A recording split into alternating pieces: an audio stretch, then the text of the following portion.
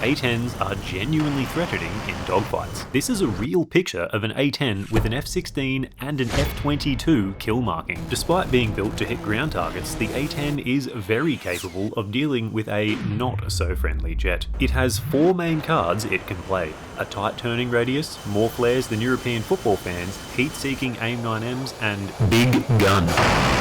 Playing these cards effectively is not so straightforward, and I'm going to explain how using DCS World. DCS was quite literally used by the USAF to train its A-10 pilots, and one of the first things A-10 pilots learn is how to dogfight. Obvious disclaimer, I am not a fighter pilot, and DCS is technically a video game.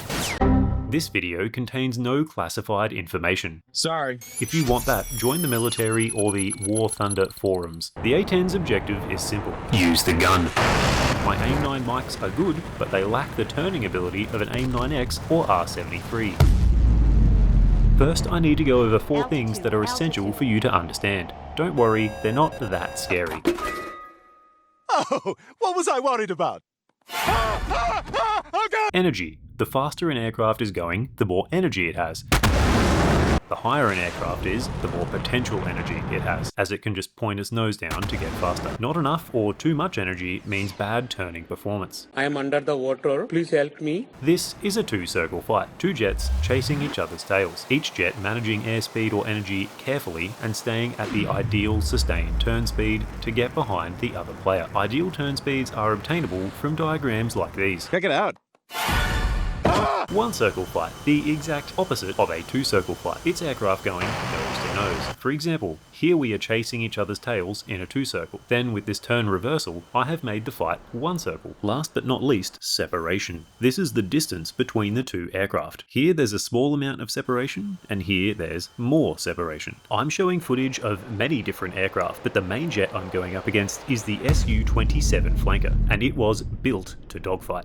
With crazy turn rates, a computer-guided gun sight, and a helmet-mounted queuing system. This means he can simply look at a target, lock onto it, and launch a missile. I have to put him here in this narrow beam to get a missile lock. He simply needs the target to be sort of in front of him. This is called the WEZ, or Weapon Employment Zone. So after that crazy rap sheet for the flanker, how does the A-10 win? For context, here is the fight scenario. 2 heat seekers each, full gun ammo, 5 minutes of fuel, and no shooting before the merge, which would actually give me an advantage in this situation.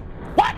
This is why. The A-10's flares are insanely effective. Combine that with one of the lowest heat signatures in DCS, and I'm almost immune to heat-seeking missiles. And my opponent's great power comes with a great infrared heat signature. That being said, I can't afford to waste any of my missiles, as I need them to keep my opponent close. With my missiles, not even an F-15 can climb away safely, as my A-10 can still go up for a limited amount of time, and the F-15 will need to be in juicy afterburner to climb away. Although it's not my only option, I want a head-on situation, as I have a big gun, low heat signature, and my missiles don't need to turn much to hit their target. So his missiles and flares are borderline useless, and he can't run away. The flanker is supposed to be designed for dogfighting. What exactly is going on here? Most people don't know how to dogfight against tight-turning aircraft. This is because of the radar-guided elephant that's been in the room with us the whole time. Normally, an enemy fighter would send out some form of radar-guided missile from a safe distance. Radar-guided missiles have an unlikely chance of being confused by chaff, which are these tiny little bits of radar-reflective material, and have a 0% chance of being deceived by flares. Oh my God. And kind of like Hollywood, this isn't an overly realistic scenario, but the result can be a humbling reality for those who think they can bully a flying gun. The A-10 has a very real advantage if leveraged correctly, which is combining a tight turning radius and using separation. My opponent can't get too far away or risk receiving an AIM-9, and he can't hit me with a heat seeker because of my flares, so he needs to gun kill me from either the side or behind. To do this, he needs to fly at his ideal corner speed, which is also a problem for him, as his turn circle is huge compared to mine. The flanker needs to sit at 7+ Gs, 400 to 450 knots, to rate around a circle at 18 degrees per second, all while trying not to pass out.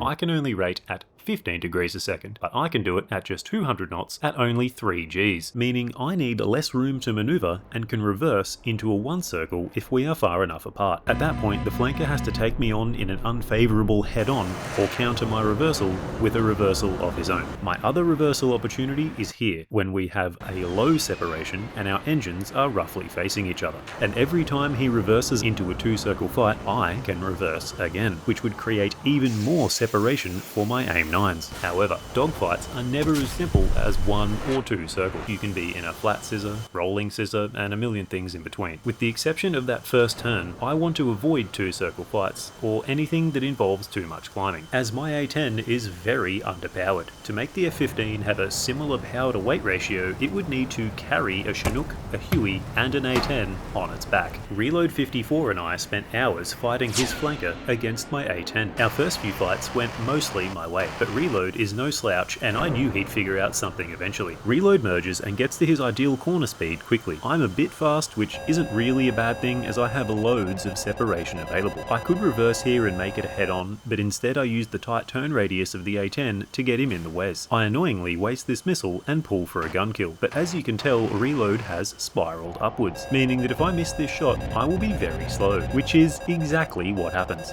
Failure! I didn't pull anywhere near enough lead and all of my rounds would have went behind him. He is now cashing in energy for more turning performance and I need to point my nose down to get energy back. I am becoming defensive very quickly, but anticipate some R-73s and deploy flares. Reload switches to guns, but my tight turning radius does just enough to keep me safe. Here I should have turned right, but hindsight is 20/20. Plus, all I saw when I was playing was this, and chose to turn left, not knowing I would be entering a two-circle fight. You can see my panicked head movements when I couldn't see Reload straight away, and when I do get visual on him, he is pretty much behind me. Oh no! My next mistake was not presenting a thin profile. Thankfully, it's possible for us to respawn, as my A-10 is now desperate for revenge. Our next fight ends up in a two-circle and I choose to wait until he is at the furthest possible distance for my reversal, except Reload has figured out something else. If he sits a little bit under his ideal corner speed, it makes his turn circle smaller, which means less separation. His turning ability is now slightly worse, at about 17 degrees a second, but he can still turn faster than me. This means I'm currently losing a two-circle fight and I won't have enough separation to threaten him in a one-circle if I reverse. I reverse my turn anyway and my flares defeat his missile. Reload easily avoids a head-on situation, leaving me in a desperate situation. I may not have a brain, gentlemen, but I have an idea. First, distract target. Then block his blind jab. Discombobulate. And just like that, the fight is somewhat neutral. But let's run that back quickly to see what really happened. This time I'll show you what I was seeing. My reversal gives Reload an angle to gun kill me from the side, which is exactly what he wants. Except this time I'm going to present a thin profile by leveling my wings so he has less to shoot at.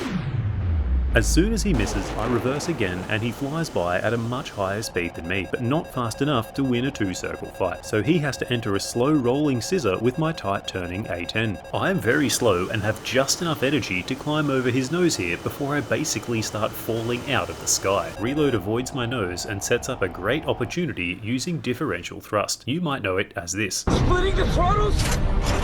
Coming around! This is usually a losing sight picture for anyone in my place. Except if we watch this from his perspective, you'll see that if he points his nose down to try gun me, he'll be going straight for the lake underneath me, which has never lost a dogfight. My A-10 warns me of my proximity to said lake, altitude, but I have regained just enough energy to climb up underneath him and finish the fight. This is what I was using to play DCS World. To see these crazy moving cockpits, check out the Strike Fighter League, the first official air combat competition built on DCS, with real fighter pilot designed rules and a global tournament system.